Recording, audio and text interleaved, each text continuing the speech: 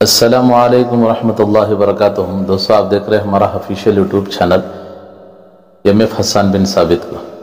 میں آج آپ لوگوں کی خدمت میں مدرسے انوار العلوم سندر پاڑلہ کا جلسے دستار بندی کا ایک بہت قیمتی ایک تیسرا ویڈیو لے کر آپ کی خدمت میں حاضر ہوں، جسے حضرت مولانا مفتی محمد حسین صاحب مادنی مظاہری و قاسمی دامت برکاتہم، استاد مدرسے شاہ ولی اللہ بنگلور، حضرت نے بڑے اچھے انداز میں کیا ہے ایک تاریخی بیان حضرت نے اجلاس میں دیا۔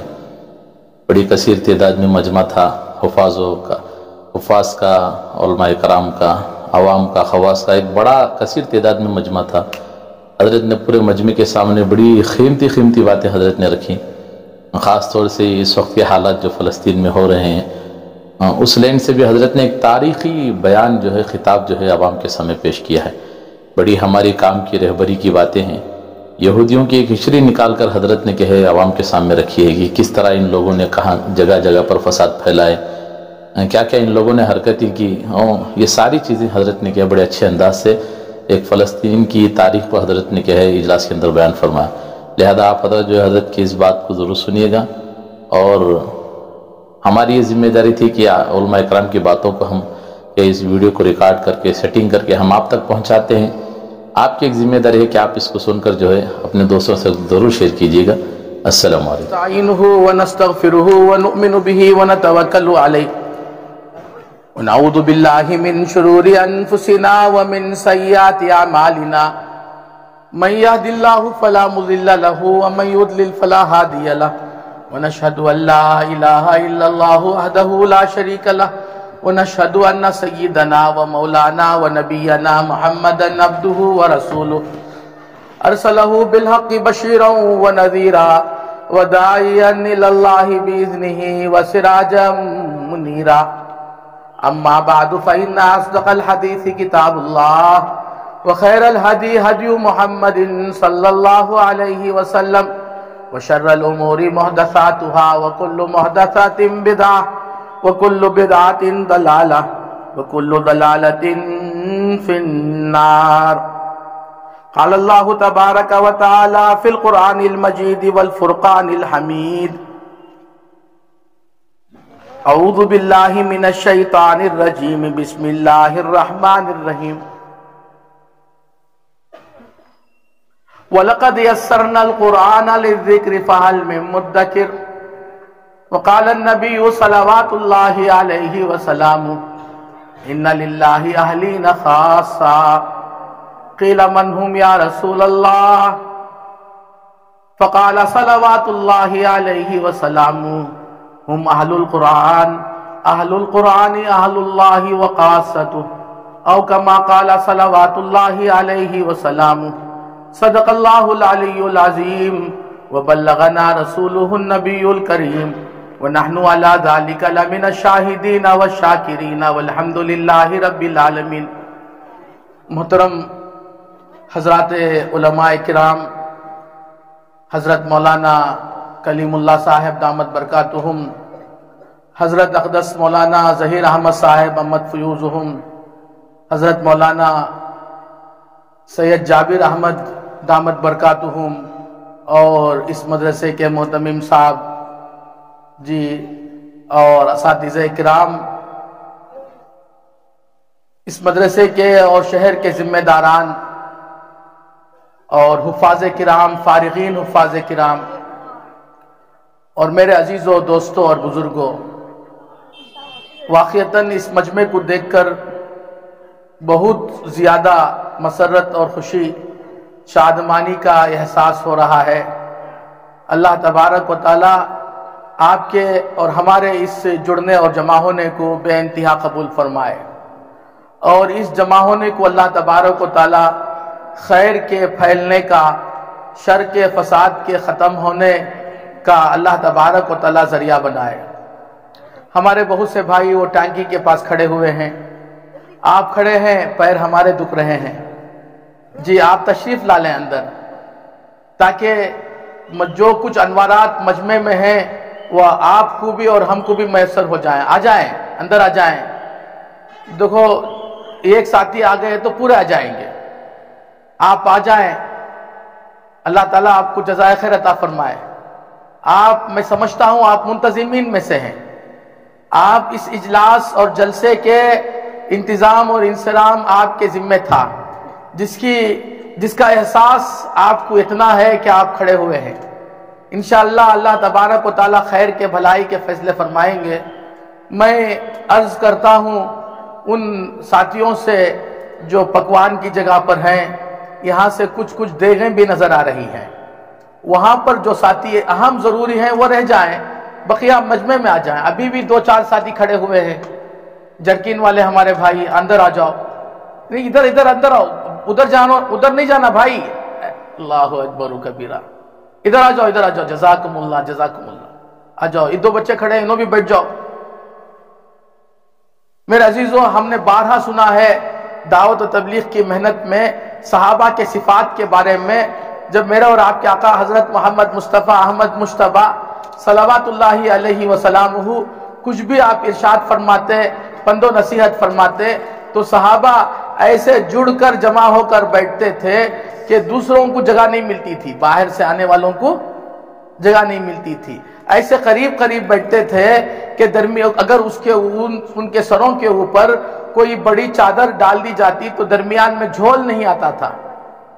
اور جب باہر سے آتے تو بیچارے یہ مجمع دیکھ کر کہیں دور بیٹھ جایا کرتے تھے کہ بھئی جگہ نہیں ہے. تو اللہ تبارک و تعالی، حضور صلی اللہ علیہ وسلم نے فرمایا تفصحوا فی المجالس یفصح اللہ لکم. آیت بھی نازل ہوئی کہ بھائی اب اپنے آنے والے بھائیوں کے لیے مجلسوں میں جگہ دے دیا کرو، اللہ تعالیٰ تم کو اپنے دریائے رحمت سے جگہ دیں گے. تو میرے عزیزوں، دوستوں اور بزرگوں، ماشاءاللہ بہت اچھا مجمع ہے. اللہ تبارک و تعالیٰ آپ کی تشریف آوری. بنگلور سے بہت سے ہمارے ذمہ دار حضرات تشریف لائے. یہ اطراف اکناف، بنگارپیٹ، وی کوٹا اور دیگر کیا کہتے ہیں VKGF، ملباگل، میں سمجھتا ہوں ان تمام علاقے سے یہ مجمع حاضر ہوا ہے. یہ اس بات کی دلیل ہے کہ مجمع کے اندر قرآن کی محبت ہے، قرآن کے حفظ کرنے والوں کی محبت ہے. اور جہاں پر قرآن حفظ کرایا جاتا ہے اور جہاں پر یہ ہمارے حافظ حفظ کر کے قرآن مجید یاد کر کے پڑھ کر حافظ بنے ہیں، ان تمام سے آپ کی محبت ہے. حدیث پاک میں ہے، رسول اللہ صلی اللہ علیہ وسلم نے ارشاد فرمایا المرء ما من احبا، المرء ما من احبا. آدمی انہی کے ساتھ ہوتا ہے قیامت کے دن جن سے وہ محبت کرتا ہے. دنیا میں ہماری محبت جن سے ہے، حشر بھی انہی کے ساتھ ہوتا ہے. حشر بولے تو قیامت کے دن خبروں سے اٹھ کر جو حشر کا میدان ہے، اور یہ حشر کا میدان کہیں اور نہیں ہے میرے بھائی، یہ وہی حشر کا میدان ہے جس کو ہم فلسطین کہتے ہیں. یہ ملک شام کا ایک حصہ ہے، جسے سیریا کہتے ہیں، اس کا ایک حصہ فلسطین ہے. میدان محشر فلسطین میں قائم ہوگا. اور وہ صخرہ، وہ چٹان ہے جو حضرت سلیمان علیہ السلام کی بنائی ہوئی ہے، ہیکل سلیمانی کے پاس. اس پر کھڑے ہو کر جبرائیل امین سارے دنیا کے انسانوں کو اعلان کریں گے کہ تم سب کے سب ملک شام کو آ جاؤ. کہاں جاؤ؟ فلسطین کو. ادھر آ جاؤ حضرت، یہاں تشریف لائیے. پورے کولار کے ہمارے آپ ذمہ دار علماء میں سے ہیں. اللہ تعالیٰ آپ سے میری گزارش ہے مکمل توجہ سے اس حقیر فقیر سراپا تقصیر کی منتشر باتیں ہیں، آپ اسے سماعت فرمائیں، امختہ سمجھ لیں. سنی ہوئی بات آپ کی خدمت میں ہے. میں بھی آپ جیسا میرے عزیزوں، دوستوں اور بزرگوں، بلکہ آپ سے کم تر شخص ہوں، ہر اعتبار سے کم تر شخص ہوں. حضرت تھانوی رحمۃ اللہ تعالی علیہ جو ہمارے اکابر میں سے گزرے ہیں، وہ فرماتے ہیں کہ بھائی حضرت تھانوی، اللہ اکبر، دارالعلوم دیوبند کے اولین فرغا میں سے ہیں، فضلاء میں سے ہیں. اللہ تبارک و تعالیٰ نے ان سے بہت کام لیا. 1000 کتابیں لکھیں، ہر فن پر آپ نے کتابیں لکھی.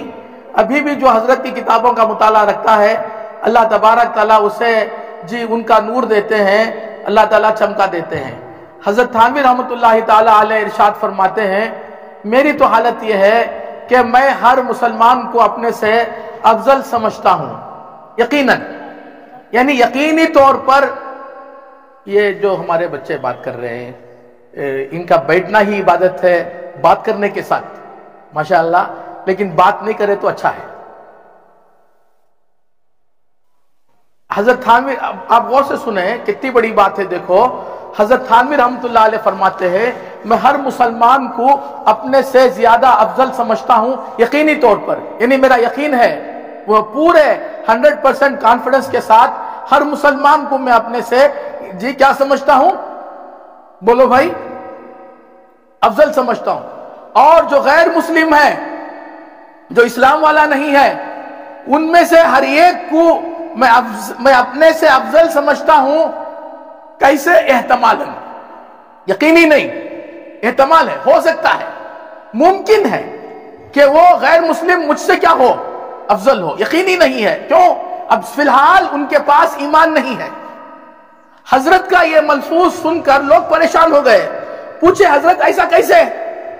آپ تو بہت بڑے اہل علم میں سے ہیں اور اہل الورع والتقوی ہیں اور بہت بڑا آپ کا مقام ہے، آپ کے شاگردوں کا سلسلہ پورے ہندوستان میں، بیرون ہند میں پھیلا ہوا ہے، آپ کیسا ایسا کہہ سکتے ہیں؟ حضرت نے فرمایا کہ دیکھو بھائی، بات یہ ہے موت کا وقت متعین ہے، اور موت کے وقت میں کون ایمان کے ساتھ دنیا سے جاتا ہے، کون نہیں جاتا، وہ اللہ تبارک و تعالیٰ کی مرضی ہے، ہم کو نہیں معلوم ہے. اگر میرا ایمان پر خاتمہ ہو جائے، یقینی طور پر میرا ایمان پر خاتمہ ہو جائے، تو میں یقیناً افضل ہوں ان لوگوں سے جن کا ایمان پر کیا نہیں ہوا ہے، خاتمہ نہیں ہوا ہے. یہ جو مسلمان ہیں جی، اس میں بہت سے ایسے ہو سکتے ہیں جو اللہ والے ہیں، نیک ہیں جی، نماز روزے کے اعمال کے پابند ہیں، یہ ہو سکتا ہے مجھ سے افضل ہو. اللہ تبارک و تعالیٰ کی کون سی ادا ان کی پسند آ جائے نہیں معلوم ہے. آپ سمجھتے ہیں ہم بہت سی چیزیں انجام دیتے ہیں، ان میں سے کون سی بات اللہ تبارک و تعالیٰ کو پسند آ جاتی ہے نہیں معلوم ہے. ہو سکتا ہے ان میں جو ہمارے مسلمان بھائی بہن ہیں، ان کی کوئی ادا، ان کی کوئی بات، ان کا کوئی عمل اللہ تعالیٰ کو پسند آ جائے جس کی وجہ سے وہ مجھ سے افضل ہو جائے. ایسا یقینی بات ہے، یہ مسلمان کر سکتا ہے. اور رہا جو مسلمان نہیں ہے، ہو سکتا ہے مرنے سے پہلے وہ اللہ تبارک و تعالیٰ اسے ایمان کی توفیق دے دے، مرنے سے پہلے کیا دے دے، ایمان کی توفیق دے دے، اور وہ اس کا ایمان پر کیا ہو جائے، خاتمہ ہو جائے، جس کی وجہ سے وہ سلوک کے مراتب طے کر کے مجھ سے آگے بڑھ سکتا ہے. آپ مجھے میرے عزیز و دوستو بزرگوں ایک عجیب و غریب واقعہ یاد آیا. غالباً یہ واقعہ حضرت حکیم الاسلام رحمت اللہ تعالیٰ علیہ نے لکھا ہے کہ اللہ تبارک و تعالیٰ کی عجیب مرضی ہے. اللہ تبارک و تعالیٰ کون سی بات پر پکڑ کر لیتے ہیں اور کون سی بات پر اللہ تبارک تعالیٰ نواز دیتے ہیں. آپ غور سے سنیں. بنو اسرائیل کا واقعہ، بنو اسرائیل بولے تو یہی ہے جو اب غزہ والوں سے میرے عزیزوں لڑ رہے ہیں، ان کے اوپر ظلم کر رہے ہیں، ان کے نہتوں کے اوپر، معصوموں کے اوپر بم گرا کر میرے عزیزوں دوستوں اور بزرگوں جی وہاں فرعون سے بھی بڑے فرعون بنتے جا رہے ہیں. میرے اللہ تبارک تعالیٰ انہی تباہ فرمائے، انہی برباد فرمائے. اللہ تبارک تعالیٰ ان کے ساتھ ایسا معاملہ فرمائے جیسے جی قوم عاد، قوم ثمود کے ساتھ میں اللہ تبارک تعالیٰ نے معاملہ فرمایا. میرے عزیزوں دوستوں اور بزرگوں، بنو اسرائیل یعنی یہودی حضرت یعقوب علیہ السلام کی اولاد کو بنو اسرائیل کہتے ہیں. تفصیلات اپنے جگہ پر ہیں. ان بنو اسرائیل میں اس وقت جبکہ لوگ نیکی پر تھے، ہدایت پر تھے جی، اپنے نبی کی طریقے پر تھے، اللہ تبارک و تعالیٰ کے احکامات پر تھے، تو ان میں ایک صوفی تھا، ایک اللہ والا تھا جو ہمیشہ اللہ تبارک و تعالیٰ کی عبادت میں زندگی گزارتے تھے. انہوں نے سوچا میں عبادت کر رہا ہوں اور میں اللہ تبارک و تعالیٰ کی بندگی کر رہا ہوں، لیکن بہت سے لوگ میری عبادت کو، میری بندگی کو دیکھ رہے ہیں، جس کی وجہ سے میرے اندر کا اخلاص کیا ہو رہا ہے، بولو بھائی، ختم ہو رہا ہے. اخلاص کیا ہو رہا ہے، ختم ہو رہا ہے. اور میرے اندر عجب، اطراحٹ اور اس سے آگے بڑھتے بڑھتے گھمنڈ تکبر پیدا ہو رہا ہے. ہو سکتا ہے اس تکبر کی وجہ سے، اس گھمنڈ کی وجہ سے، یا کم از کم خود پسندی، اپنے آپ کو پسند کر لینا، اس کی وجہ سے اللہ تبارک و تعالیٰ میری عبادت کو قبول نہ کرے. اس لیے اس نے اللہ تعالیٰ سے دعا کیا، خدایا مجھے ایسی جگہ پہنچا دے جہاں پر کوئی آنکھوں میں سے کوئی آنکھ، انسانوں میں سے کوئی انسان مجھے نہ دیکھے، میری عبادت ہو اور تو ہو، میری عبادت کو صرف تو دیکھنے والا ہو، اس کے علاوہ کوئی نہ ہو. اے اللہ مجھے ایسی جگہ پہنچا دے. اس نے بار بار دعا کیا تو اس کے دل میں اللہ نے یہ بات ڈالی کہ سمندر میں کود جا اور تیرتا رہے. اگر درمیان میں کہیں کوئی جزیرہ، چھوٹا سا آئی لینڈ، ایک تودا پہاڑ کا نظر آ جائے تو اس میں چلا جا. تو وہاں پر کوئی انسان نہیں پہنچے گا، کوئی آدمی کے پہنچ پر رسائی کی امید نہیں ہے، وہاں تو موت تک عبادت کر. چنانچہ یہ سوچ کر وہ اپنے گھر والوں سے نکل گیا اور ساحل، زمین پوری ختم ہوئی اس کے علاقے کی، سمندر آ گیا، سمندر میں کود گیا. اب یہ بیچارہ تیر رہا ہے، اللہ کا ذکر کر رہا ہے، تیر رہا ہے، ذکر کر رہا ہے. اس لیے کہ اللہ تبارک تعالیٰ اپنے نیک بندوں کے بارے میں قرآن میں ارشاد فرماتے ہیں، الذین یذکرون اللہ قیاما وقعودا وعلی جنوبہم. یہ اللہ کے نیک بندے وہ ہیں جو کھڑے ہو کر بھی اللہ کا ذکر کرتے ہیں، بیٹھے بھی اللہ کا ذکر کرتے ہیں، لیٹے بھی جب تک نیند نہ لگ جائے، سو نہ جائے اس وقت تک اللہ کا ذکر کرتے ہیں، چلتے پھرتے آج پہر بھی اللہ کا ذکر کرتے ہیں. یہ اللہ کے نیک بندے ہیں. یہ بیچارہ ذکر کرتا ہوا تیر رہا ہے، تیر رہا ہے، تیر رہا ہے. تیرتے تیرتے تھک گیا.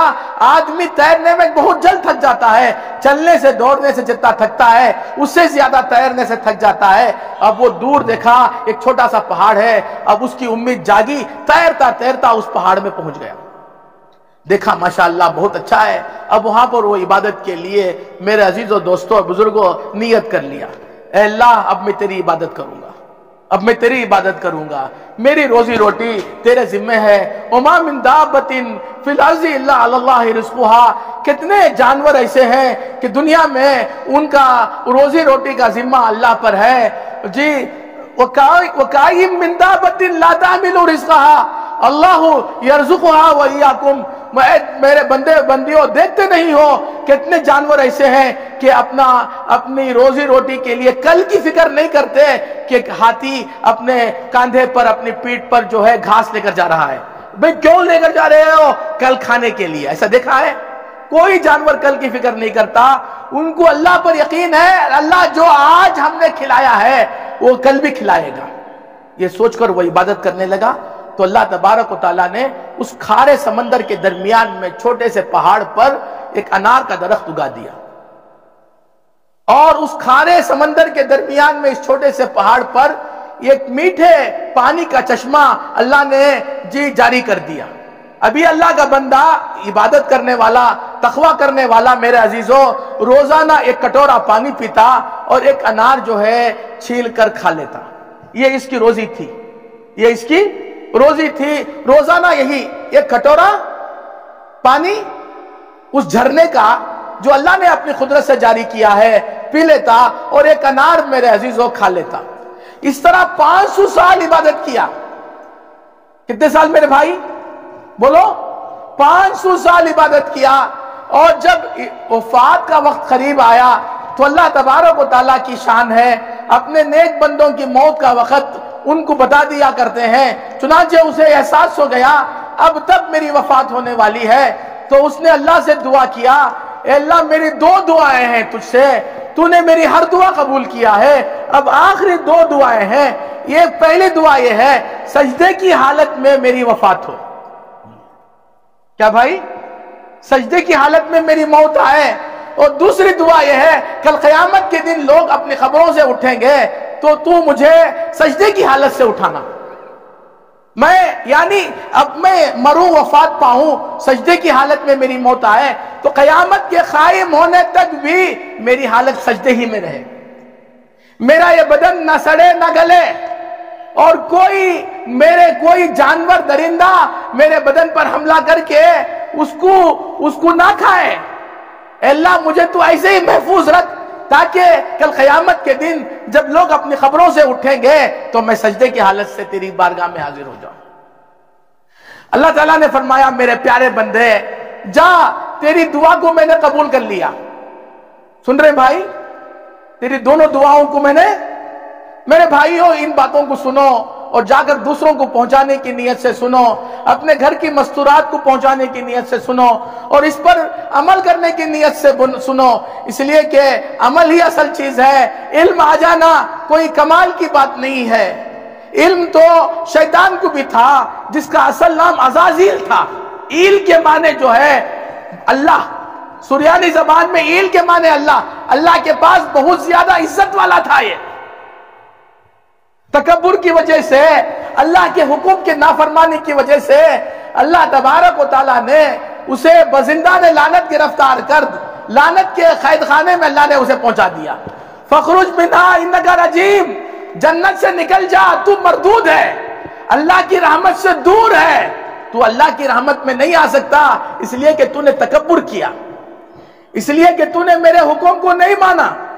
آدم کو میں نے اپنے ہاتھ سے بنایا اور اس کے اندر میں نے روح پھونکی اور اس کو میں نے علم سے مالا مال کیا اور میں نے کہا فرشتوں سے سجدہ کرو. تمام فرشتوں نے سجدہ کیا سوائے تیرے, تو نے سجدہ نہیں کیا. اب سوال پیدا ہوتا ہے کیا یہ شیطان عزازیل ابلیس جس کا نام ہے کیا یہ فرشتوں میں سے تھا؟ نہیں, فرشتوں میں نہیں تھا, لیکن فرشتوں کی درخواست سے اللہ تعالیٰ نے اسے فرشتوں میں شامل کر دیا. وہ بھی میں آپ کی خدمت میں عرض کر دوں میرے عزیزوں, دوستوں اور بزرگوں, اس دنیا میں اللہ تبارک و تعالیٰ نے ہم سب کے ابا, ہم سب کے امی جان حضرت آدم و حوا علیہ السلام کے ذریعے سے انسانیت کا سلسلہ جاری کیا ہے نا بھائی. حضرت آدم اور حضرت حوا کے ذریعے سے اللہ نے انسانوں کو یہاں پر پھیلایا آج تک, اور قیامت اور آدم سے لے کر قیامت کے این دم تک یہ سلسلہ برابر جاری رہے گا. علماء نے لکھا ہے کہ انسانوں کی یہاں پر آبادی سے پہلے جنات آباد تھے. کون آباد تھے؟ جن, جس کی جمع کیا ہے؟ جنات. سنگولر جن, پلورل جنات آباد تھے. اور جنات سے پہلے میرے عزیزوں ہنات آباد تھے, اور ہنات سے پہلے قنات آباد تھے. علماء نے ایسے ہی لکھا ہے, پتہ نہیں کتنا بیک میں یہ زمانہ جائے گا, پاسٹ میں, ماضی میں, ہم نہیں جانتے. اللہ تعالیٰ بڑے ہیں, اللہ کی طاقت بڑی ہے. یہ ہنات قنات کے بعد جب جنات کا سلسلہ آیا تو علماء نے لکھا ہے جنات کی ہدایت کے لیے, ان کی اللہ تبارک و تعالیٰ کی عبادت کرنے کے لیے جنات میں سے اللہ تبارک و تعالیٰ نے 800 نبیوں کو بھیجا کہ یہ انبیاء ہے اور جنات کی بربادی سے, فساد سے, خون خرابے سے بچا کر اللہ کی عبادت میں لگائے. لیکن جنات بڑے نالائق تھے, بڑے سرکش تھے. جیسے جیسے انبیاء جنات میں اللہ کی طرف سے آتے ان کو یہ قتل کر دیے, یہ کہ بعد دیگر ہے سب کو قتل کر دیا. یہاں تک کہ 800 نبیوں کو ان جنات نے کیا کر دیا؟ قتل کر دیا. بنی نوع انسانیت میں اگر کسی نے نبیوں کو قتل کیا ہے تو وہ یہودی ہے. وہ کہاں ہے بھائی؟ بولو, وہ یہودی ہے.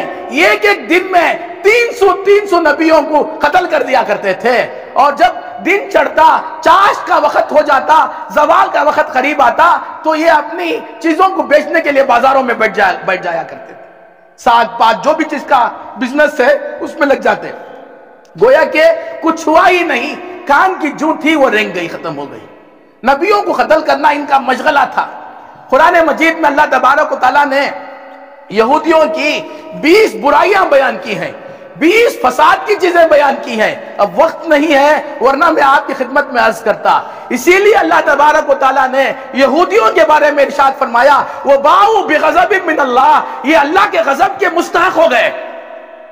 یہ اللہ کے, بھئی آپ سن رہے ہیں, توجہ ہے تو میں آپ کی خدمت میں عرض کروں گا وَبَاءُوا بِغَضَبٍ مِّنَ اللَّهِ, اللہ کے غضب کے مستحق ہو گئے.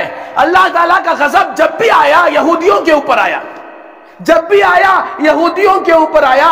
سورہ فاتحہ میں ہم اللہ تبارک و تعالیٰ سے دعا کرتے ہیں ایاک نعبد و ایاک نستعین اہدنا الصراط المستقیم, اے اللہ ہمیں سیدھا راستہ دکھا. فجر کی نماز میں آپ نے سنت میں پڑھا نہیں پڑھا بھائی؟ جو فجر پڑھے آپ نے پڑھا, تہجد بھی آپ نے پڑھا ہے ماشاءاللہ. اور امام صاحب بھی فجر میں یہ اہدنا الصراط المستقیم پڑھے. اب ظہر میں کوئی کہے کہ ہم نے فجر میں پڑھ لیا، اب ظہر میں پڑھنے کی کیا ضرورت ہے؟ نماز ہوگی؟ نہیں ہوگی. جب جب بھی پڑھو اللہ سے سیدھا راستہ مانگو، اس لیے کہ سیدھا راستہ ملتا ہے اور اس پر ہمیشہ رہنا کوئی ضروری نہیں ہے. آپ سمجھ رہے ہیں؟ اللہ تعالیٰ چھین لیتے ہیں، سیدھے راستے سے اللہ تعالیٰ اتار دیتے ہیں. اہدنا الصراط المستقیم، اے اللہ سیدھا راستے کی ہمیں رہبری کر. صراط الذین انعمت علیہم، ان لوگوں کا راستہ ہمیں بتا، ان لوگوں کے راستے پر ہمیں چلا جن پر اللہ تو نے انعام کیا ہے، احسان کیا ہے. اب کس کے اوپر اللہ نے احسان کیا ہے؟ ہر ایک کہے گا میرے اوپر اللہ نے احسان کیا، مجھے اللہ نے مال دیا ہے، مجھے اللہ نے عزت دی ہے، میرا چہرہ اللہ نے اچھا بنایا ہے، میرا حسب نسب، میرا خاندان، میرے باپ دادا بڑے خاندان کے ہیں. ہر ایک کہے گا میرے اوپر اللہ کا احسان کیا ہے. اللہ تبارک تعالیٰ نے قرآن میں 2 جگہ ارشاد فرمایا، سن لو کن کے اوپر اللہ نے احسان کیا. ہم نے کس کے اوپر احسان کیا ہم بتائیں گے. اللہ نے فرمایا اولئک الذین انعم اللہ علیہم من النبیین والصدیقین والشہداء والصالحین وحسن اولئک رفیقا. وہ لوگ جن کے اوپر اللہ نے احسان کیا ہے، انعام کیا ہے، وہ نبی ہیں. بولو کون ہے؟ انبیاء ہیں. اور دوسرے نمبر پر کون ہے؟ صحابہ ہیں، صدیقین. تمام صحابہ صدیق ہیں. سب سے بڑے صدیق حضرت ابوبکر ہیں، صدیق اکبر. تمام صحابہ فاروق ہیں، حق اور باطل میں فیصلہ فرق کرنے والے ہیں. سب سے بڑا فاروق اعظم حضرت عمر ابن خطاب. میرے عزیزوں، دوستوں اور بزرگوں، دوسرے نمبر پر صحابہ جن پر اللہ نے احسان کیا، انعام کیا. اور تیسرے نمبر پر شہید جن کا خون کا خطرہ، جو دین کی بلندی اور سربلندی اور دین کی حفاظت کے لیے، دین کے پھیلانے کے لیے انہوں نے اپنی جان تک قربان کر دیا. ان کا پہلا خطرہ زمین پر گرنے سے پہلے اللہ تبارک تعالیٰ ان کو بلندیوں پر پہنچا دیتے ہیں. اور تیسرے چوتھے نمبر پر اولیاء اللہ. یہ اولیاء اللہ وہ ہیں جو اللہ سے محبت رکھتے ہیں، شریعت پر چلتے ہیں، اللہ کے رسول کی سنت پر چلتے ہیں، اللہ کے احکامات پر جمتے ہیں.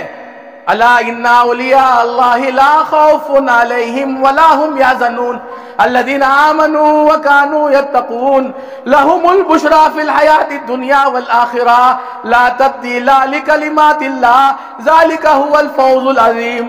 اور اللہ نے فرمایا ان ولی اللہ الذی نزل الکتاب وهو یتولی الصالحین.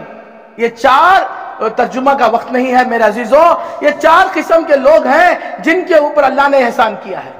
ہم ہر نماز میں اللہ سے مانگتے ہیں اہدنا الصراط المستقیم، سیدھا راستہ دکھا. ان لوگوں کا راستہ دکھا جن پر تو نے انعام کیا ہے، نبیوں کا راستہ، صحابہ کا راستہ، شہیدوں کا راستہ، اولیاء اللہ کا راستہ دکھا. آپ سمجھ رہے میرے عزیزوں دوست؟ اور پھر ہم کیا مانگتے ہیں اللہ سے؟ غیر المغضوب علیہم ولا الضالین. اے اللہ ان لوگوں کا راستہ ہمیں نہیں چاہیے، ان لوگوں کا راستہ ہمیں نہیں چاہیے جن کے اوپر آپ نے غضب کیا ہے، جن کے اوپر پھٹکار ہو گئی ہے، جو مغضوب علیہم ہے.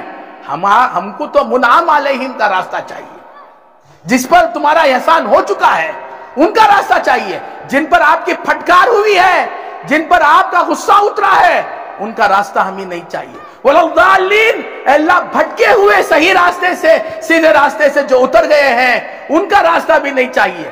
علماء کا، تمام علماء کا، ائمہ مجتہدین اربعہ کا، ائمہ مجتہدین مطلق کا اور مجتہدین منتسبین کا، سب کا اس بات پر اتفاق ہے جن کے اوپر اللہ نے غصہ کیا ہے ان سے مراد یہودی ہے، اور جو سیدھے راستے سے بھٹک گئے ان سے مراد عیسائی ہے. ہم ہر نماز میں اللہ سے مانگتے ہیں اللہ یہودیوں کا راستہ ہمیں نہیں چاہیے. ہر رکعت میں امام کا پڑھنا مقتدی کا پڑھنا ہے، مقتدی کو نہیں پڑھنا امام کے پیچھے. امام کے پیچھے مقتدی کو قرآن نہیں پڑھنا ہے، اس لیے کہ حدیث میں رسول اللہ صلی اللہ علیہ وسلم نے ارشاد فرمایا من کان لہ امام فقراءۃ الامام قراءۃ لہ. صحیح مسلم شریف کی حدیث ہے اور بقیہ تمام بخاری کے علاوہ تمام حدیث کی کتابوں میں ہے کہ جس شخص کا کوئی امام ہو نماز میں، امام کا پڑھنا اس کا پڑھنا ہے. ایک حدیث میں ہے جو امام کے پیچھے امام قرآن پڑھ رہا ہے وہ بھی قرآن پڑھے پیچھے تو اس کے منہ میں آگ کا انگارہ ہے، ایک حدیث اللہ نے قرآن میں فرمایا اذا قرئ القرآن فاستمعوا له وانصتوا، جب قرآن پڑھا جائے تو خاموش رہو اور سنو۔ جی صحابہ فرماتے ہیں جی اللہ کے رسول صلی اللہ علیہ وسلم کے پیچھے ہم نماز پڑھ رہے تھے، اللہ کے رسول قرات فرما رہے تھے، تو انصار جو ہمارے صحابہ ہیں مدینے کے، ان میں سے ایک نوجوان صحابی نے، ایک لڑکے نے حضور کے قرآن پڑھتے ہیں وہ بھی پیچھے پڑھنے لگے۔ جب وہ بھی پیچھے پڑھنے لگے تو اللہ تبارک و تعالیٰ نے یہ آیت نازل فرمائی اذا قرئ القرآن فاستمعوا له وانصتوا، جب قرآن پڑھا جائے تو تم سنو اور خاموش رہو۔ میرے عزیزو، ہم اللہ سے یہ دعا مانگتے ہیں اللہ ہمیں یہودیوں کا راستہ، اور آج ہم یہودیوں کے طریقے پر ہے نہیں بھائی؟ ایسے یہودی کے طریقے پر ہے کہ ہم سے یہود بھی حنود بھی شرماتے ہیں۔ دنیا میں دو قومیں مسلمانوں کے دشمن ہیں، وَلَتَجِدَنَّ أَشَدَّ النَّاسِ عَدَاوَةً جی لِلَّذِينَ آمَنُوا، جی آپ پیارے نبی جی صلی اللہ علیہ وسلم مسلمانوں سے بہت زیادہ دشمنی کرنے والے اور ایمان والوں سے زیادہ دشمنی کرنے والے ان لوگوں کو پاؤ گے جو اپنے آپ کو یہودی کہتے ہیں۔ یہودی دشمن ہے میرے عزیزو، انہوں نے نبیوں کو قتل کیا، انہوں نے پرانے زمانے میں جی اللہ کی مخلوق انسانوں کے اوپر ظلم کیا۔ اللہ نے پارہ نمبر 15 کے پہلے صفحے میں سورہ بنو اسرائیل کے پہلے رکوع میں اللہ تعالیٰ نے ارشاد فرمایا وَقَضَيْنَا إِلَىٰ بَنِي إِسْرَائِيلَ فِي الْكِتَابِ لَتُفْسِدُنَّ فِي الْأَرْضِ مَرَّتَيْنِ وَلَتَعْلُنَّ عُلُوًّا كَبِيرًا فَإِذَا جَاءَ وَعْدُ أُولَاهُمَا بَعَثْنَا عَلَيْكُمْ عِبَادًا لَنَا أُولِي بَأْسٍ شَدِيدٍ فَجَاسُوا خِلَالَ الدِّيَارِ وَكَانَ وَعْدًا مَفْعُولًا ثُمَّ رَدَدْنَا لَكُمُ الْكَرَّةَ وَأَمْدَدْنَاكُمْ بِأَمْوَالٍ وَبَنِينَ وَجَعَلْنَاكُمْ أَكْثَرَ نَفِيرًا إِنْ أَحْسَنْتُمْ أَحْسَنْتُمْ لِأَنفُسِكُمْ وَإِنْ أَسَأْتُمْ فَلَهَا فَإِذَا جَاءَ وَعْدُ الْآخِرَةِ لِيَسُوءُوا بِهِ وُجُوهَكُمْ وَلِيَدْخُلُوا الْمَسْجِدَ كَمَا دَخَلُوهُ أَوَّلَ مَرَّةٍ وَلَتَعْلُنَّ وَلِيُتَبِّرُوا مَا عَلَوْا تَتْبِيرًا عَسَىٰ رَبُّكُمْ أَن يَرْحَمَكُمْ وَإِنْ عُدْتُمْ عُدْنَا وَجَعَلْنَا جَهَنَّمَ لِلْكَافِرِينَ حَصِيرًا۔ میرے عزیزو، دوستو اور بزرگو، میں آپ کو اب یہودیوں کی جو مجھے یہ بولنے کا کوئی ارادہ نہیں تھا، یہودیوں کی بات آ گئی تو میں آپ کی خدمت میں کچھ قرآن مجید کے بتائے ہوئے تاریخ کو دہرا دوں، ہسٹری آف یہود جز آپ سنیں گے بھائی، سنیں گے۔ یہ سب مدرسے سے ملا ہے۔ یہ کہاں سے مل گیا؟ یہ کہاں سے؟ 2-4 ورق اس فقیر یہ کم علم ہے۔ کوئی ان علماء جو ہمارے میرے دائیں بائیں بیٹھے ہیں، ان کے سامنے اس حقیر کی حیثیت ایسی ہے جیسے سورج کو دیا دکھانا۔ دیا بولے تو چھوٹا ٹمٹماتا چراغ، اب بجھے تب بجھے۔ یہ میرے عزیزو یہ جو کچھ مل گیا یہ مدرسے کی کاوش ہے، یہ مدرسے سے۔ اور مدرسے کو میرے عزیزو جو مدرسے کو پہنچے تو دعوت تبلیغ کی محنت ہے۔ آپ سمجھ رہے ہیں بھائی؟ دعوت تبلیغ کی محنت کی وجہ سے مدرسے میں پہنچنا ہوا، اور مدرسے کی جی میرے عزیزو میں رہنے کی وجہ سے، اساتذہ کے طفیل سے، قرآن مجید سے، سنت رسول سے، یہ 2-4 باتیں اللہ تبارک و تعالیٰ نے ہمیں میرے عزیزو یاد دلا دیا۔ اور اللہ سے یہ دعا ہے موت تک یہی سلسلہ ہمارا جاری رکھے۔ اللہ تبارک و تعالیٰ نے قرآن مجید میں ارشاد فرمایا میرے عزیزو، ہم نے فیصلہ کر دیا ہے فی الکتاب توریت میں داؤد علیہ السلام کے اوپر، یہ حضرت موسیٰ علیہ السلام کے اوپر جو توریت نازل ہوئی اس میں ہم نے یہ فیصلے کے ساتھ لکھ دیا ہے وَقَضَيْنَا إِلَىٰ بَنِي إِسْرَائِيلَ فِي الْكِتَابِ۔ کیا لکھ دیا ہے؟ یہ یہودیوں کے بارے میں ہم نے یہ لکھ دیا ہے، طے شدہ چیز ہے۔ لَتُفْسِدُنَّ فِي الْأَرْضِ مَرَّتَيْنِ، اے یہودیوں ضرور بے ضرور تم زمین میں 2 مرتبہ فساد کرو گے۔ اسلام کے آنے سے پہلے یہ ہو گئے فساد، بھئی سمجھ رہے ہیں؟ 2 مرتبہ زمین میں فساد کرو گے، اور یہ 2 مرتبہ بھی وَلَتَعْلُنَّ عُلُوًّا كَبِيرًا، بہت زیادہ سرکشی کرو گے، طغیانی کرو گے، بربادی کرو گے، لوگوں کو قتل کرو گے، انبیاء کو قتل کرو گے۔ جب پہلا موقع آیا تمہاری سرکشی کا، بربادی کا، تو ہم نے تمہیں مہلت دیا، چھوٹ دیا، چلو۔ جب تم حد سے زیادہ بڑھ گئے تو اللہ تعالیٰ فرماتے ہیں بعثنا علیکم عبادا لنا، ہم نے تمہارے اوپر ہمارے پاس جو بندے ہیں، ان کو بھیجا۔ علماء نے فرق کیا ہے، ایک عبادنا ہے اور ایک عباد لنا ہے۔ آپ سمجھ رہے؟ ایک عبادنا ہے، عبادنا بولے تو ہمارے مقبول بندے، ہمارے پیارے بندے، ہمارے محبوب بندے۔ عباد لنا بولے تو ہمارے پاس جو بندے ہیں وہ مقبول نہیں ہیں، وہ بھی نالائق ہیں، لیکن ہم ان کو تمہارے اوپر مسلط کر دیے۔ فضا جا، آپ غور سے سنیں، یہی معاملہ ہمارے ساتھ بھی ہے۔ مسلمان اللہ کے بندے ہیں، جب مسلمان سرکشی کریں گے تو اللہ تعالیٰ اپنے نالائق بندوں کو مسلمانوں پر مسلط کر دیں گے۔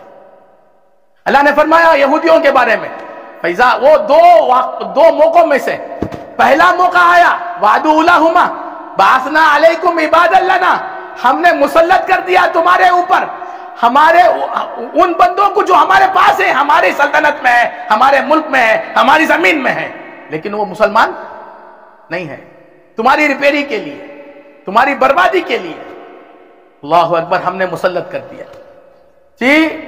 فجاسو قلالت دیار، وہ تمہارے اینٹ کی اینٹ بجا دی، تمہارے گھروں کو زمین کے برابر کر دیے، تمہارے عبادت خانوں کو ختم کر دیے، تمہارے مال کو لوٹ لیا، لاکھوں کو تم میں سے قتل کیا اور لاکھوں کو قید بنا دیا۔ سمجھ میں آ رہا؟ یہ پہلا واقعہ۔ پھر اس کے بعد میرے عزیزوں جی، سینکڑوں سالوں کے بعد یہ سنبھلے، ان کی آنکھ کھلی، توبہ کیے، اللہ سے معافی مانگے، روئے دھوئے، تو اللہ نے ان میں ایک پیغمبروں کو پھر پیدا کیا، پھر ان کی بات کے ماننے کی یقین دہانی کرے تو اللہ نے ان کو معاف کر دیا،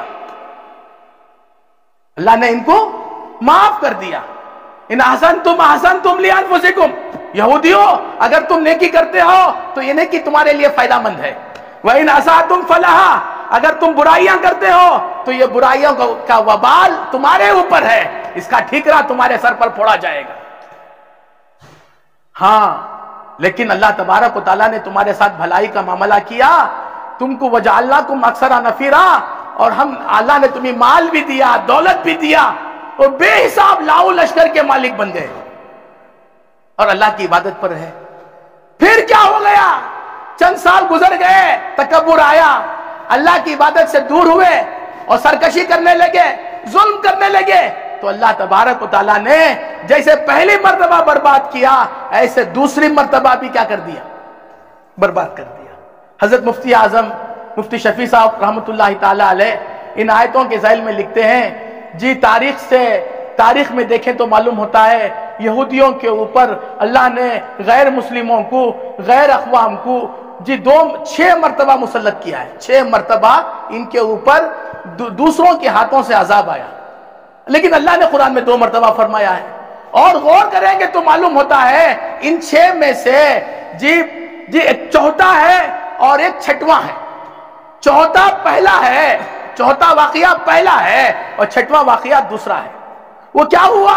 چوتھا واقعہ یہ ہوا میرے عزیزوں، دوستوں، بزرگوں، جب یہ فساد پر اتر آئے، سرکشی کرنے لگے، اللہ کے احکامات سے، اپنے انبیاء کی سنتوں سے دور ہو گئے، نبیوں کو قتل کرنے لگے، اپنے بڑوں کی عزت نہیں کیے، اپنے علماء کی قدر نہیں کی جی، تو میرے عزیزوں بخت و نصر نامی بادشاہ ہے جو بابل کا ہے، بابل عراق کا، اللہ نے اس کے دل میں بات ڈالی، مشرک ہے، وہ فوج کو لایا اور ان کے بیت المقدس پر حملہ کر دیا، لاکھوں کو قیدی بنایا اور لاکھوں کو قتل کر دیا۔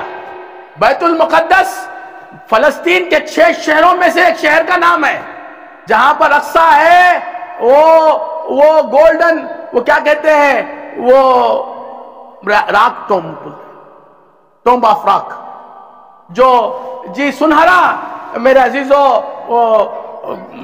قبہ کا جو قبۃ الصخرہ، قبۃ الصخرہ کو لوگ کیا سمجھتے ہیں؟ مسجد اقصی سمجھتے ہیں. نہیں، مسجد اقصی الگ ہے، قبۃ الصخرہ الگ ہے. قبۃ الصخرہ کو تو بنو امیہ کے خلفاء میں سے عبد الملک ابن مروان نے تعمیر کیا ہے. تقریباً 40 سال لگے اس تعمیر کرنے میں، اس نے تعمیر کیا ہے. بہرحال وہ علاقہ پورا جو ہے سیہونی پہاڑ ہے میرے عزیزوں، پورا مقدس ہے. بہرکیف یہ مشرک بادشاہ اپنی فوج کو لایا، یہودیوں کا خون میں لت پت کر دیا. میرے بھائیوں، مسجد اقصی اور اس کے اطراف میں فلسطین میں یہودیوں کا خون اس بادشاہ کے گھوڑے کے گھٹنوں تک پہنچ چکا تھا. توریت کو جلا دیا، مسجد اقصی بیت القدس کو گرا دیا، ہیکل سلیمانی جو حضرت سلیمان علیہ السلام کی تعمیر کی ہوئی عبادت گاہ تھی اسے بھی قتل کر دیا، اسے بھی ختم کر دیا.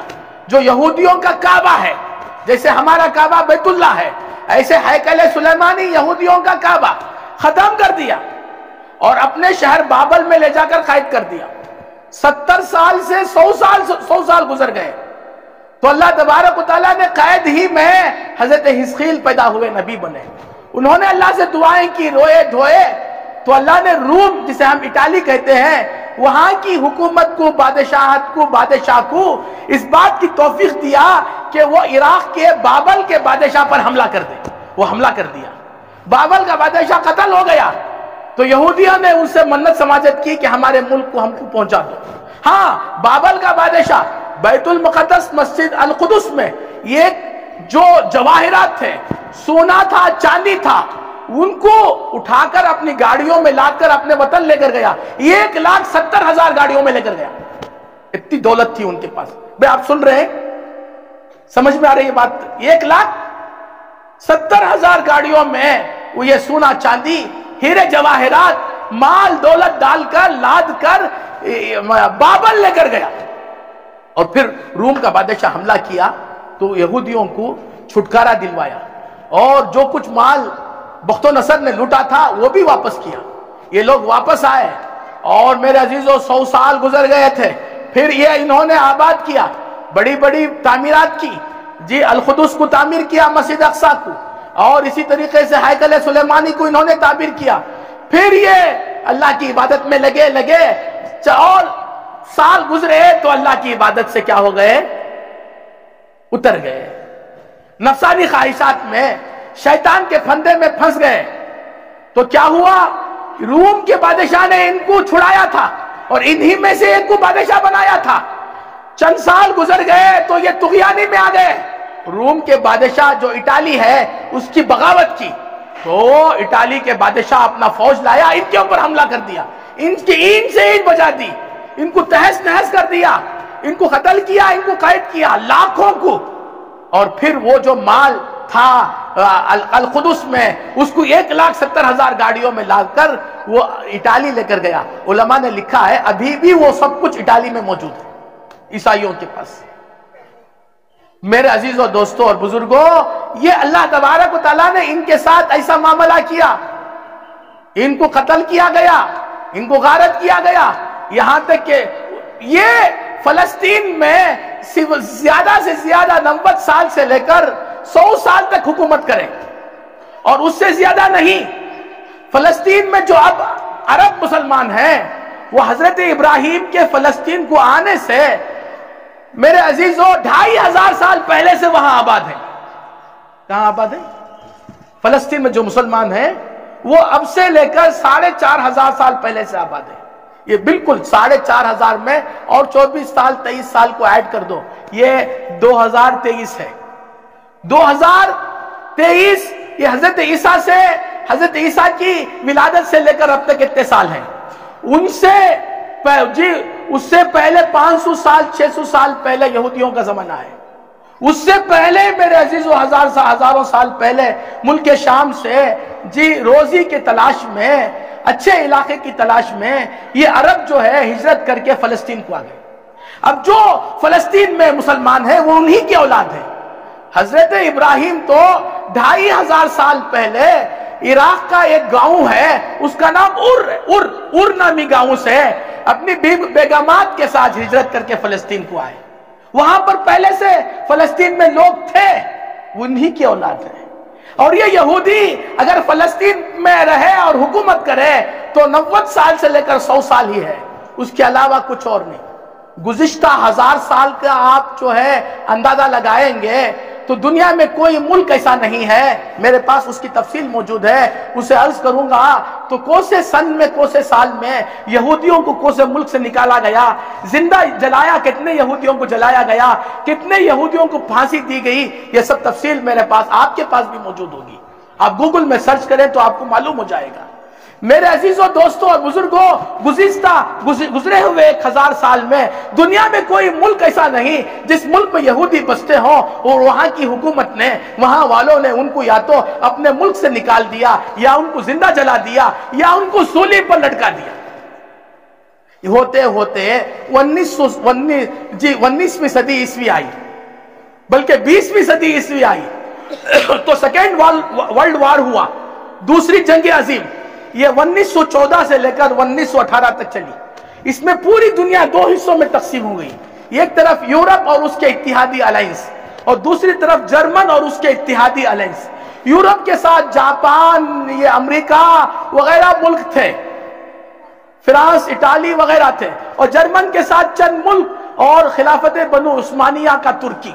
یہ خلافت عثمانیہ جو ہے یہ 600 سال میرے عزیزوں حکومت کی ہے. جو آپ سیریل وغیرہ ہو سکتا ہے آپ میں سے کسی نے سنا ہوگا، جو ارطغرل غازی ہے وہ میرے عزیزوں انہی کے فرزند کا نام عثمان غازی ہے. انہی کے ذریعے سے یہ سلسلہ خلافت عثمانیہ کا چلا. 1918 میں یہ جنگ ختم ہوئی تو جرمن ہار گیا، اور جرمن جب ہارا تو جرمن کے ساتھ جو ہے میرے عزیزوں، دوستوں اور بزرگوں، خلافت عثمانیہ کا بھی سقوط ہو گیا. ترکی بھی ہار گیا. جب ترکی ہار گیا تو ترکی کے قبضے میں جتنے بر اعظم تھے، ایشیا کا بڑا حصہ اس کے قبضے میں تھا، یورپ کا بڑا حصہ اس کے قبضے میں تھا، افریقہ کا بڑا حصہ اس کے قبضے میں تھا. برطانیہ اور اس کے اتحادیوں نے یہ سارے علاقے میرے عزیزوں آپس میں بانٹ لیے. فلسطین جو ہے برطانیہ کے قبضے میں چلا گیا، اور 1918 میں فلسطین نے باقاعدہ قبضہ کر لیا. 1917 میں 1914 سے لے کر 1918 کے درمیان میں ہٹلر نے یہودیوں پر حملہ کیے، 6 ملین یہودیوں کو قتل کر دیا.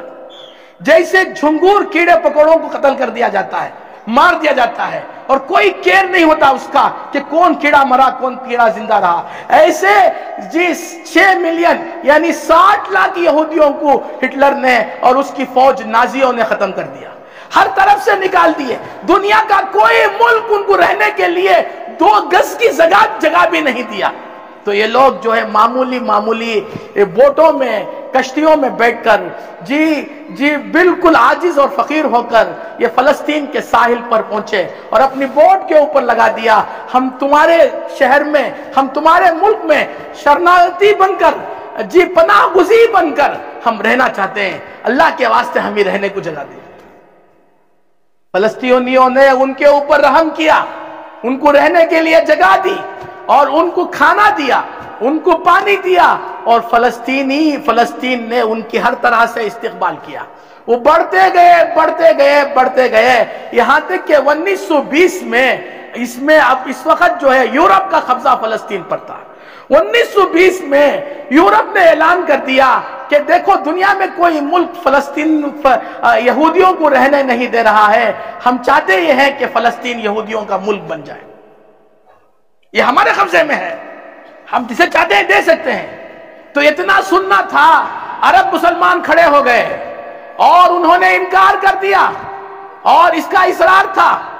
ہوتے ہوتے میرے عزیزوں، دوستوں اور بزرگوں، 1947 میں 1947 میں یہ یورپ جو ہے برطانیہ فلسطین کو چھوڑ کر چلا گیا اور کہا کہ تم لوگ اقوام متحدہ UN کے حوالے کر دیا کہ تم جو فیصلہ کریں گے ہم مانیں گے. 1948 میں UN نے اقوام متحدہ کے جی پارلیمنٹ نے یہ فیصلہ کیا کہ ہم فلسطین کو 2 حصوں میں تقسیم کر رہے ہیں، ایک حصہ مسلمانوں کو اور ایک حصہ یہودیوں کو۔ یہودی خوش ہو کر کہنے لگے ہم مانتے ہیں، ہم مانتے ہیں، ویلکم ویلکم۔ مسلمانوں نے کہا ہم نہیں مانیں گے، سوال نہیں پیدا ہوتا، ہزاروں سالوں سے یہ ملک ہمارا ہے، ہمارا ہی رہے گا۔ میرے عزیزو، 1948 سے لے کر 1967 تک عربوں کے اور مسلمانوں کے اور یہودیوں کے درمیان میں 8 جنگیں ہوئی۔ 8 جنگوں میں یہودی امریکہ اور یورپ کی مدد سے غالب آیا اور اس کا مملکت کا حصہ بڑھتا گیا یہاں تک کہ 98% حصہ آپ یہودیوں کے قبضے میں ہے اور 2 حصہ کس کے قبضے میں؟ مسلمانوں کے قبضے۔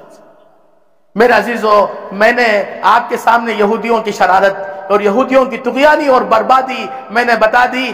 جن یہودیوں کا بنائے ہوئے چیز ہم آج کھا رہے ہیں، لیس ہمارے بچے شوق سے کھاتے ہیں، یہ اسرائیل کا ہے، اس کے میتھڈ کا ہے۔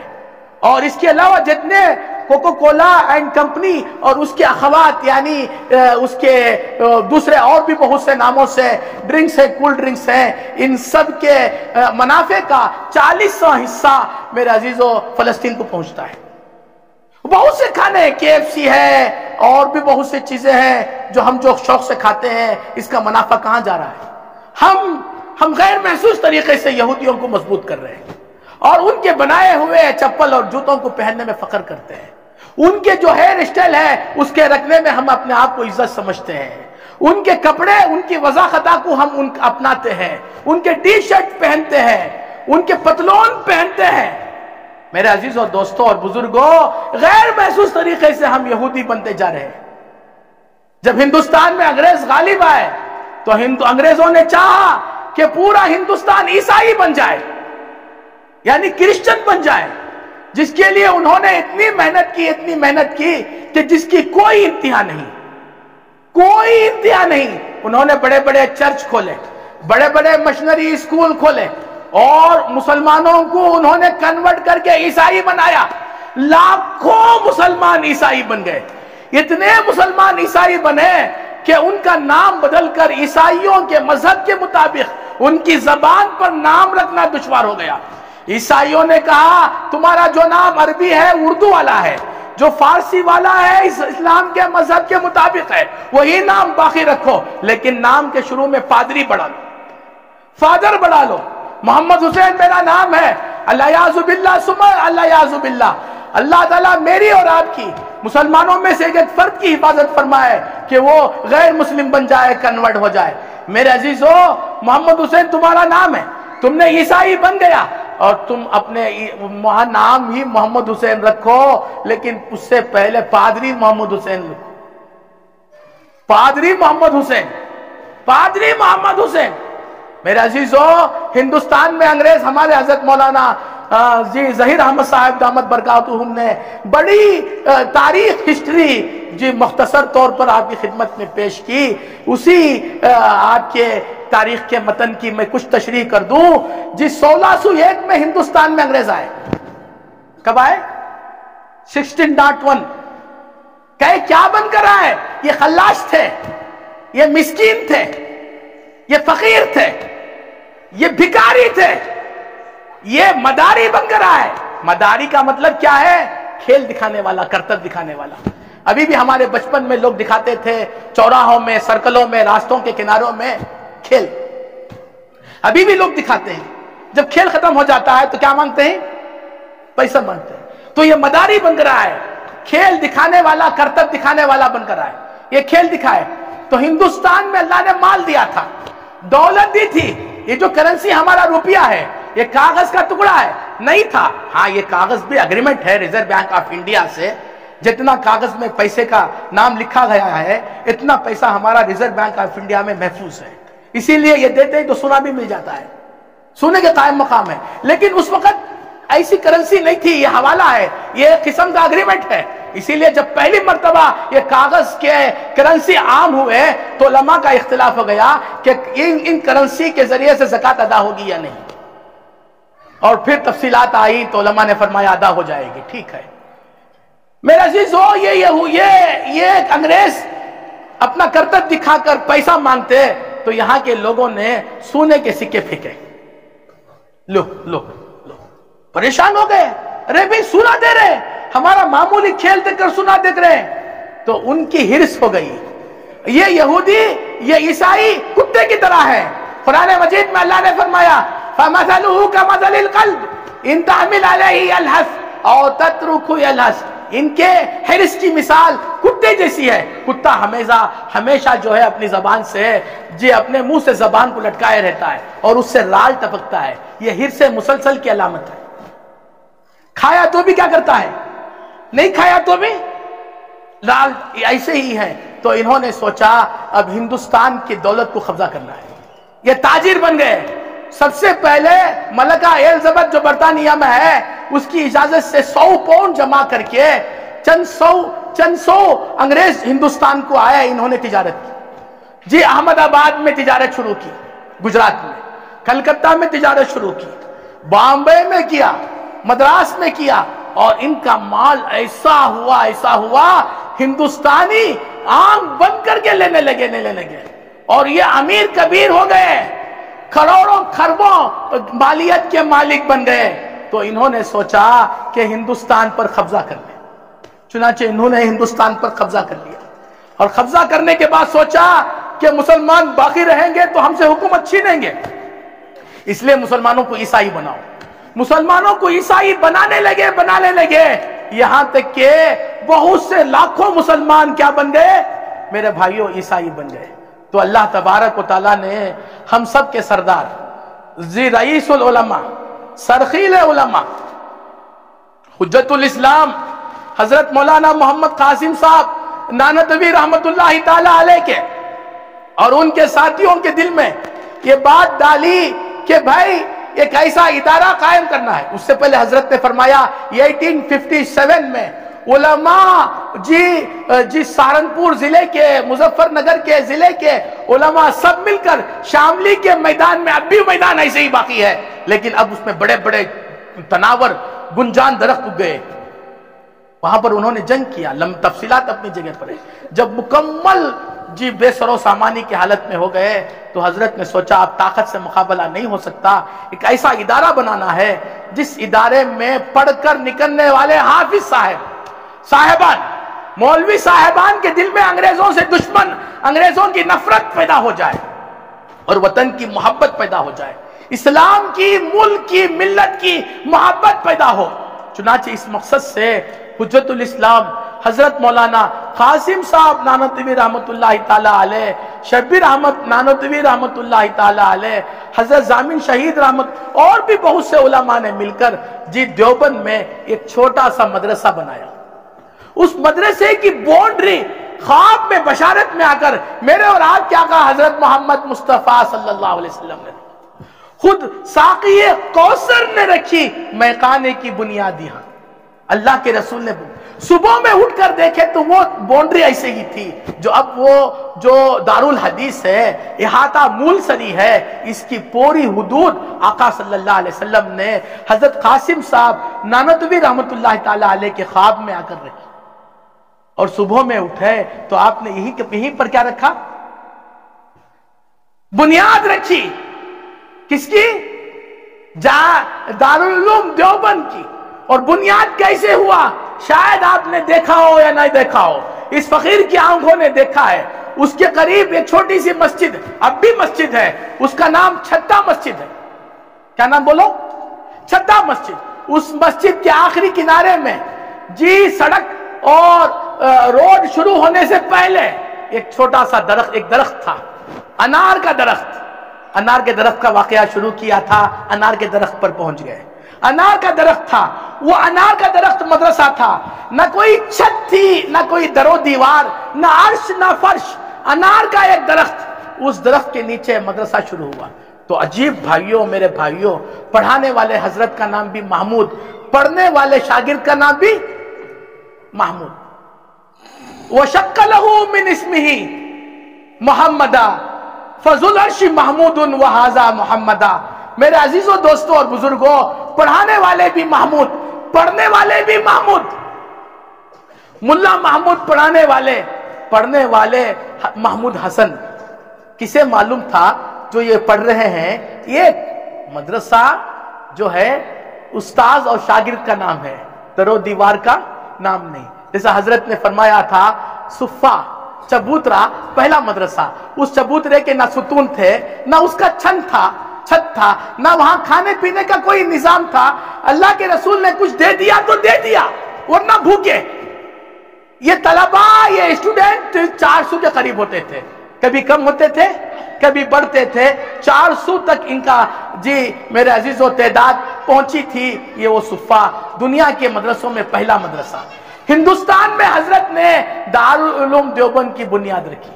اب یہ پڑھ کر آپ غور سے سنیں جی. حضرت مولانا شیخ الحدیث حضرت مولانا زکریا صاحب، حضرت مولانا اکبر شریف صاحب دامت برکاتہم تشریف لا رہے ہیں، قریب میں ہیں. ہم ان کا خطاب سنیں گے اور ہماری یہ مجلس ہمارے طلبہ کے دستار بندی سے اور ان کو جی سند فضیلت، سند حفظ قرآن مجید سے اور ان کے انعامات سے مالا مال ہو کر یہ حضرت کی دعا پر انشاءاللہ ختم ہوگی. قریب میں ہے، میں آپ کی خدمت میں اس وقت تک کچھ باتیں جی عرض کر رہا ہوں میرے بھائیوں. میرے عزیزو، چند سالوں کے بعد حضرت مولانا محمود حسن دیوبندی فارغ ہو گئے. کیا بن گئے؟ مولوی بن گئے. تو اتنے زبردست، ادھر سنو بھائی، اتنے زبردست مولوی تھے اور ان کے اندر انگریزوں سے اتنی سخت دشمنی تھی، کچھ ہے کام، اتنی سخت دشمنی تھی. حضرت مولانا علی میاں صاحب رحمت اللہ تعالی علیہ لکھتے ہیں ہندوستان کی ہسٹری کو مطالعہ کرنے سے یہ معلوم ہوتا ہے کہ ہمارے ہندوستان میں انگریزوں سے نفرت کرنے والے دو گزرے ہیں، ایک شمال میں ایک جنوب میں. جنوب میں حضرت ٹیپو شہید رحمت اللہ تعالی علیہ ہیں اور شمال میں محمود حسن دیوبندی رحمت اللہ تعالی علیہ. انہوں نے ہندوستان سے انگریزوں کو بھگانے کے لیے اتنی محنتیں کی، قریب تھا کہ ان کی کوششیں کامیاب ہو جاتی اور ہمیشہ کے لیے ہندوستان انگریزوں سے پاک ہو جاتا اور ہندوستان پر مسلمانوں کی حکومت قائم ہو جاتی. لیکن اللہ کی وہ مرضی تھی جو تھی وہ پوری ہوئی. تفصیلات اپنی جگہ پر ہیں.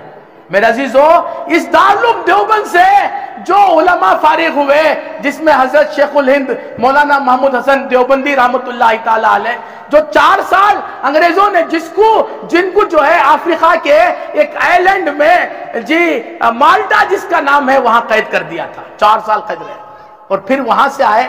کیا عزم لے کر آئے؟ یہ عزم لے کر آئے کہ ہم ہندوستان کے ہر شہر میں، ہر نگر میں ایک مدرسہ کھولیں گے.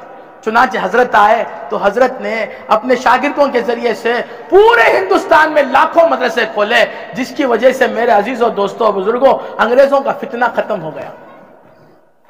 انگریزوں کا کیا سلسلہ ہے؟ نہیں، بولو.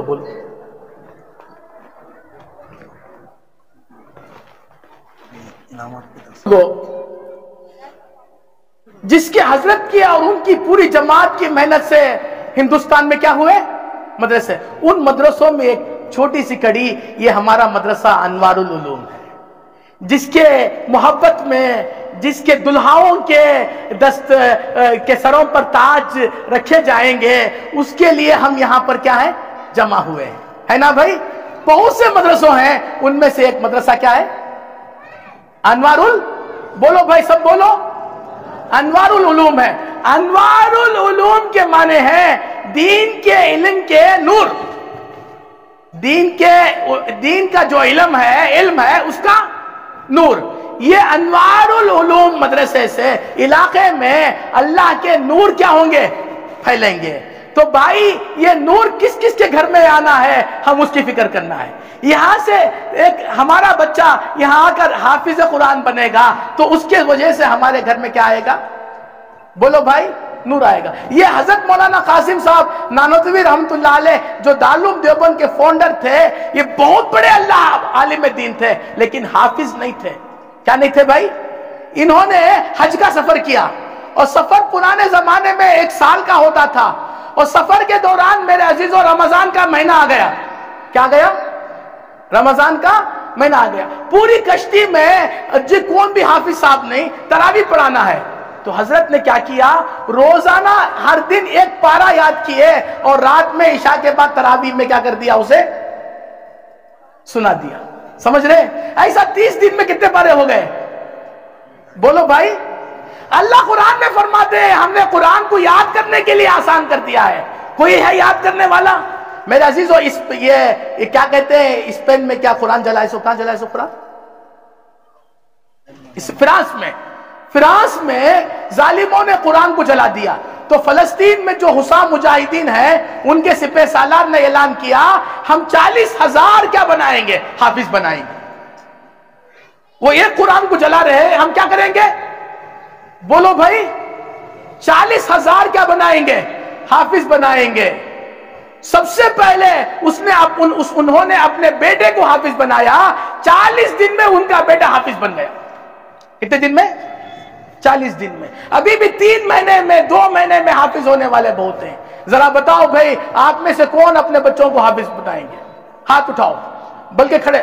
ماشاءاللہ ماشاءاللہ. میرے عزیزو, آپ کے گھر سے ایک بچہ, آپ کا بیٹا, آپ کا پوتا, آپ کا نواسا, یا آپ کا چھوٹا بھائی, یا آپ کے خاندان کا کوئی ایک بچہ حافظ بن جائے تو حدیث پاک میں ہے ایک حافظ قیامت کے دن ایسے 10 گنہگاروں کو جنت لے کر جائے گا جن گنہگاروں کے اوپر جہنم واجب ہو چکی ہے. اس لیے میرے عزیزوں, دوستوں اور بزرگوں, ہمت کرو, ارادے کرو. انشاءاللہ ہم اپنے بچوں کو کیا بنائیں گے بھائی؟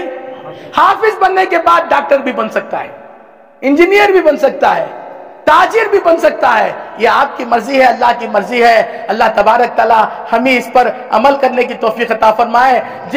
جی کم از کم 100 طلبہ رمضان کے اس چھٹی کے بعد شوال کے موقع پر آپ کے ذریعے سے سندر پاڑلا مدرسے کو پہنچ جانا ہے. پہنچیں گے بھائی؟ اللہ تبارک تعالی ہمارے بیٹھنے کو اور ہمارے سننے کو بے انتہا قبول فرمائے. اب ہمارے درمیان حضرت مولانا محمد کلیم اللہ صاحب دامت برکاتہم ہیں. جی دعوت تبلیغ کی محنت میں آپ کے بہت سے کارہائے نمایاں ہیں اور آپ کی اللہ تبارک و تعالیٰ نے ذیل کولار میں اللہ نے آپ سے بہت کام لے رہا ہے. ہمارے درمیان آپ ہیں. جی ہم حضرت سے گزارش کرتے ہیں کہ حضرت اپنا خطاب جی مستطاب سے ہمیں مالا مال فرمائیں.